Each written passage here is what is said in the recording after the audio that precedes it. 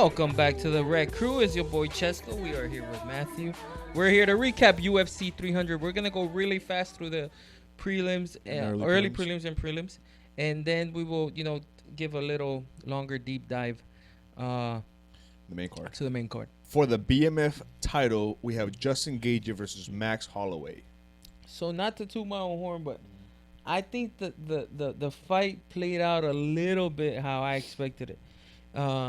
You're right. I did not expect that final sequence. I don't think anybody could. I don't think anybody could predict well, that. Yes, neither of the fighters predicted that. Because first off, Gaethje didn't expect to have a chance to really get back into the fight at that moment, and Holloway, being on Mount Everest height at that moment, said, "Let's go to the fucking center of the ring and let's finish this off. Let's beat BMFs," and they definitely are. We said it. Max Holloway had everything to lose and nothing to gain from doing what he did. In the last sequences. It's what you're referring to, and as Holloway said, Gaethje did that by taking the fight. Yeah. And back to your point previous to us talking about this. Now this opens up the talk about the Dustin Poirier, but Justin Gaethje not winning tonight, and but I do want to talk Oliveira. about that real quick before we go into like the title stuff. And honestly, I was gonna say the things that don't matter, like the title really doesn't. Like this is like the romanticism, like the beautiful part of it. Like these two dudes did not have to take this fight. These two dudes did not have to meet in the center of the ring and did what they did. Like they both knew that how Justin Gaethje ended up. That was a risk they took on purpose. Neither one of them needed it. Neither one of them had to do that. It's a fight they did for the people. But the reason they do it is because that's what they are, right? Mm-hmm. That's what these two are. Bad motherfuckers. Exactly. Yep. That's what these two are. And like I said it about Dustin Poirier when he beat Benoit Saint-Denis. He did not have to fight Benoit Saint-Denis. He did it because this dude is just a bad motherfucker. And this belt is suited for them. Like, suited for them. Yep. Because those two are just different. And now going into what you said, this ended up being either a perfect night for Dustin Poirier, unless Max Holloway decides. Joe Rogan said it. Give him whatever the hell he wants. He deserves that. He deserves what he can fight. If he wants to fight, give him the $600K bonus. Give him whatever. If he wants to fight John Jones, let him. Like let him fight. It'll be an exciting fight. This dude is different, bro. Like he just went up and fought Justin Gaethje, a scary fight for anybody. Mm-hmm. He went up, and after the last time he went up and fought Dustin Poirier, it didn't go well for him. He definitely fought well. He didn't get knocked out or nothing, but it was hard. He lost and comes up and fights this guy. So if I think the fight should be, and Luis said it worked out perfect. I think this is the fight that Max Holloway has taken less damage in. Yeah, and gotten the most hype from. Yes, you see the Yair Rodriguez fight. He took damage. He takes damage fights. In the Volkanovski fights. He's taking damage. This fight, he didn't take a lot of damage, and it's crazy to say he didn't take a lot of damage, but he's ready to fight in 4 or 5 months. This is the perfect situation for Max Holloway. I think yes, but I think Holloway should focus on that 155 belt. If he can get that fight, he should fight Islam and get that, because that's a belt he has not had, and that 45 does not relinquish. Like, he can go back down and win the 145 belt and now be a double champ, and like really just come to the fruition of like the extreme star power. He can go close a lot of books. Like, he can, if he wants to fight Alexander Volkanovski again and get that one back, he can fight Dustin Poirier and get that one back. Now, just by going over there and being able to, and he's really giving them chances at that point, come and try to get the belt, and from a winning position. I agree. If he can beat Islam, which is the biggest. Yeah, but so there's more of a probability of him beating Tapora than him beating Islam. Yeah, but we know who Holloway is. Holloway is not.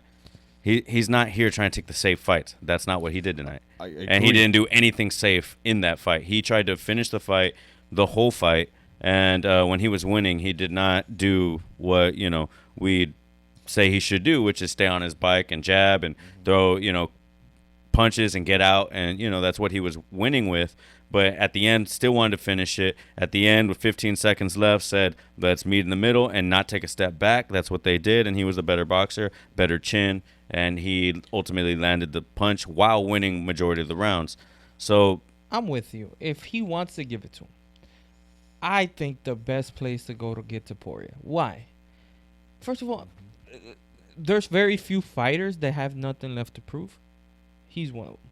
Yeah. Second of all, the path, double champ status is it's a financial incentive that's gigantic because he's already big at 145, but at 155 he's going to be gigantic in terms of his star power.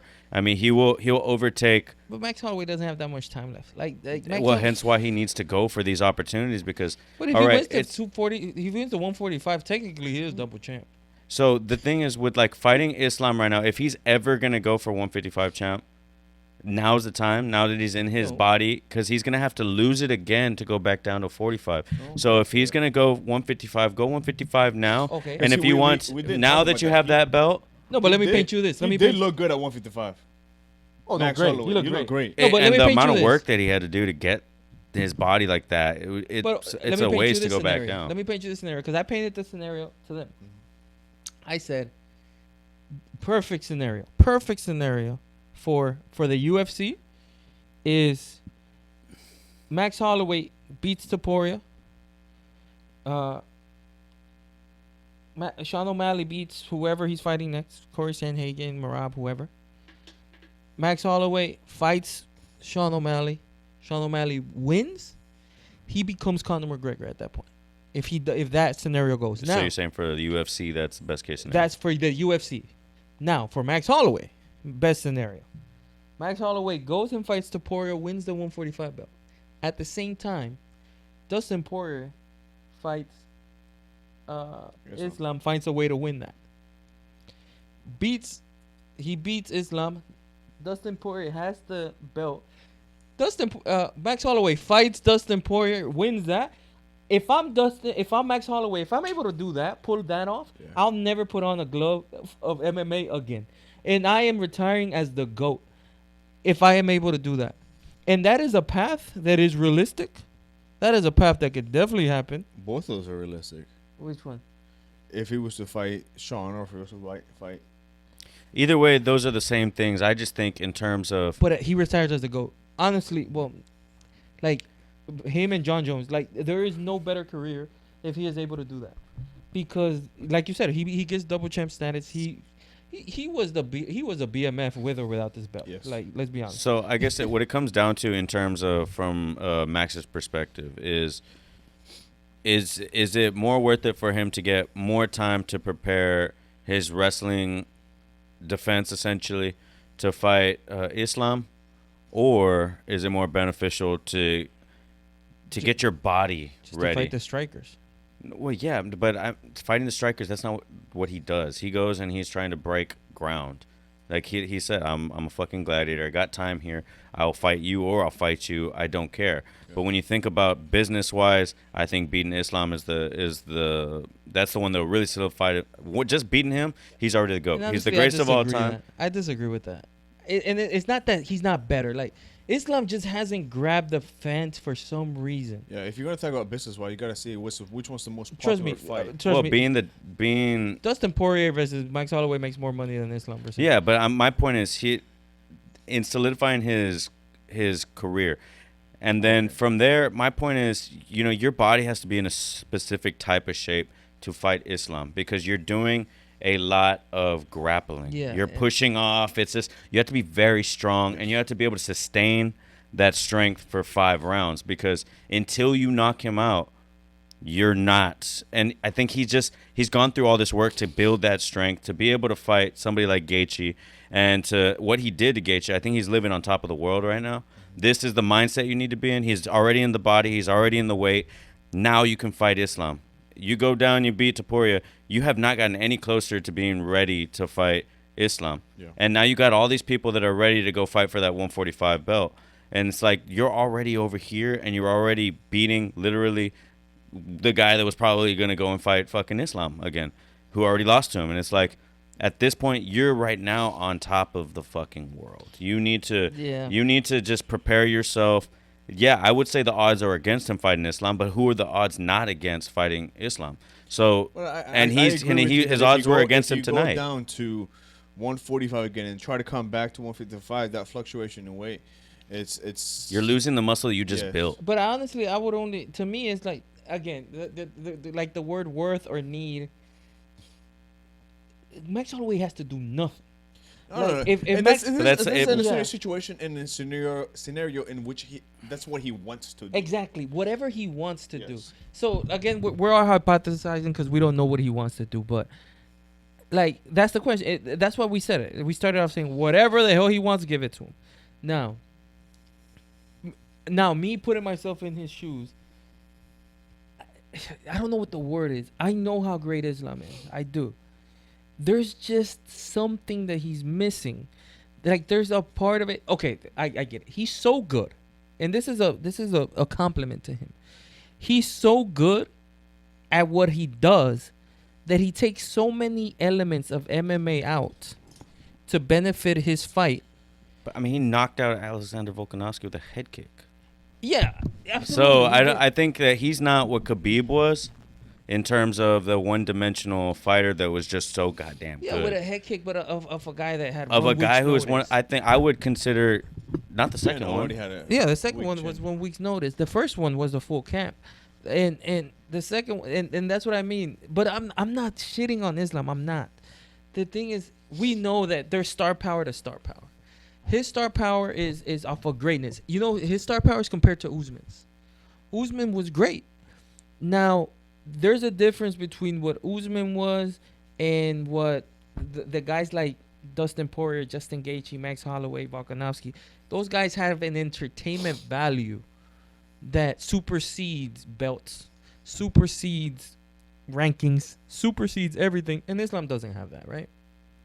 And why does that matter? A lot of people say, "Oh, that doesn't matter." In the long sense of things, it does matter. Why is Cowboy Cerrone who Cowboy Cerrone is? Not because of belts. Not because of ranking. Did he ever win for taking the fights, he taking the fights that he wouldn't even win. So that's the same thing I'm saying with Holloway. I mean, he's already that guy, but he will continue to do that by going and getting a belt at a different weight class and really building his gladiator persona that he's talking about. We didn't walk around with scales. We didn't. Just health-wise, Topuria is a more dangerous fight. Like, it's you have a more chance of winning, but you have a more chance of getting knocked out.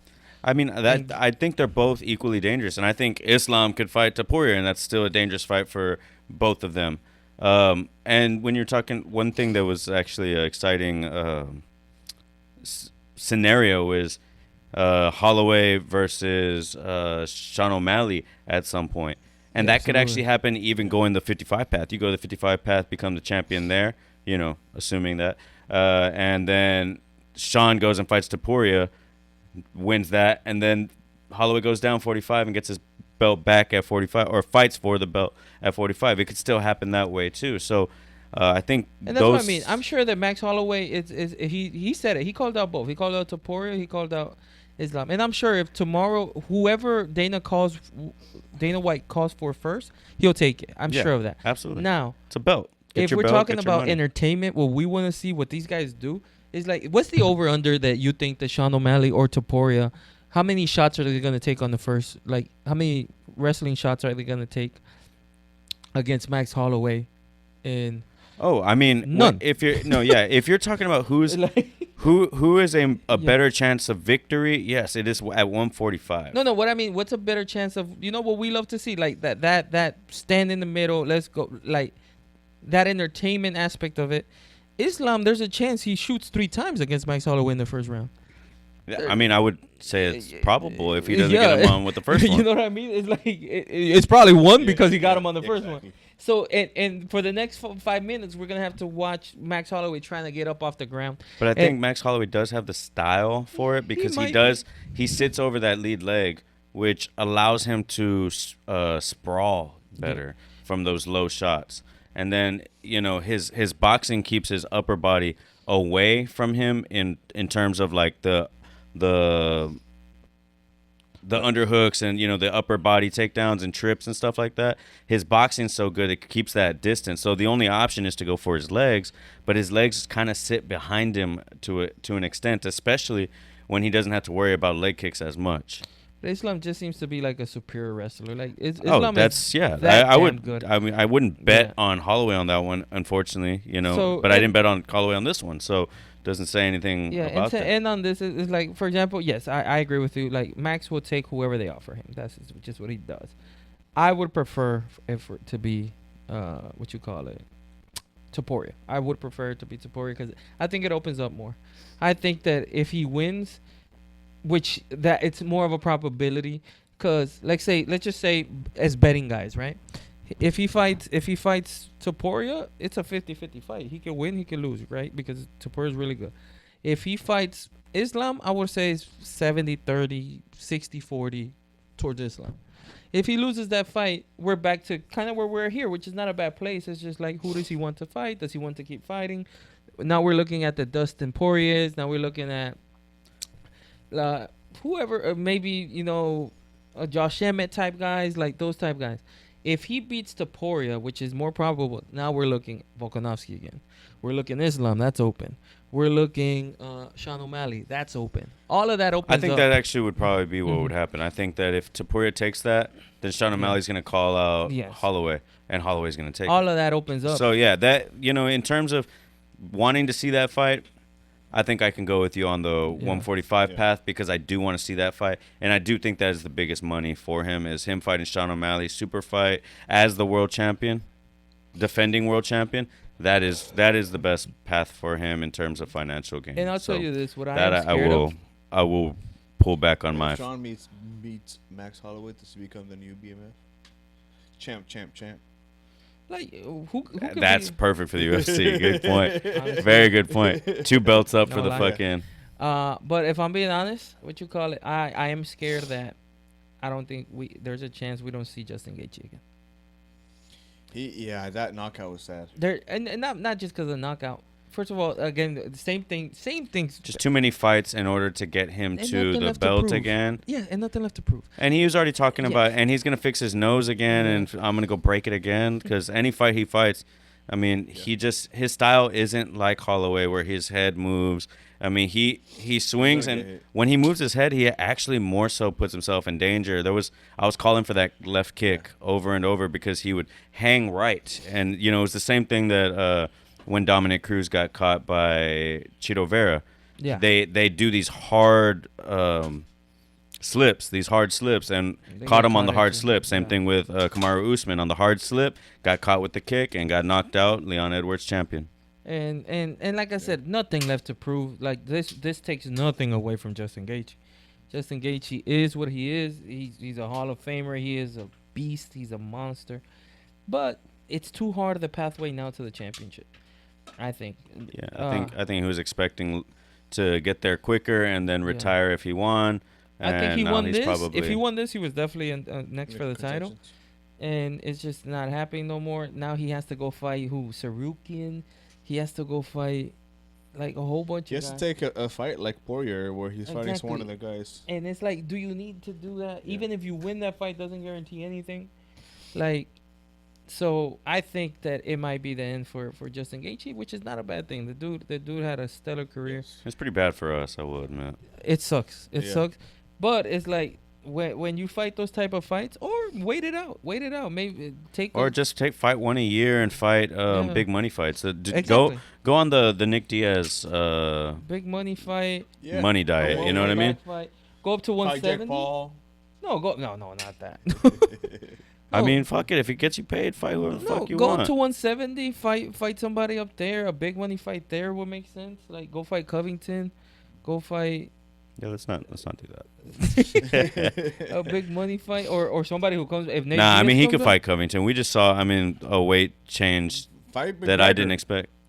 Of course, if McGregor comes, McGregor. That's a fantastic fight. Incredible actually. fight. That's a fantastic fight. That should be his fucking next If any fight. of the Diaz brothers come back, because I think Conor could win. Conor could win that, but you're winning it like in a serious fight. You know what I mean? Like that. That's a significantly.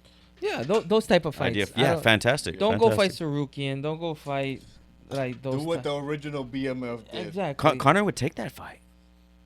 I don't think so. Conor would take the fight against Gaethje. Why not? He's bigger than the one against Chandler. Yes. Yeah, Chandler's more. But I'd say Chandler's more dangerous to somebody like Conor. You think Chandler's more dangerous than Justin Gaethje? Because he holds Chandler. Killed Chandler. I know, but stylistically, Chandler is a wrestler. But he wrestle. Yeah, but you think he's gonna go strike Conor? Conor, like fucking left hand killer. Why has he been not wrestling all these people? Is my question. He's gonna wrestle fucking Conor. He should, but if he would have wrestled Dustin Poirier, he would have beat him. Dude, when you talk about Conor, like people have forgot. Go watch highlights of Conor. No, I am with you. This man can strike. He cannot wrestle. So, that being said, it's like any fight against a striker, Conor's like, yeah, I'm in. No, but I think that Conor. No, I agree with you. I think that Conor was smart enough to realize that this guy's not smart enough. Like it's like if he would have wrestled Dustin Poirier, he beats him. Well, I'm sure after tonight he'd rather fight Gaethje. Who?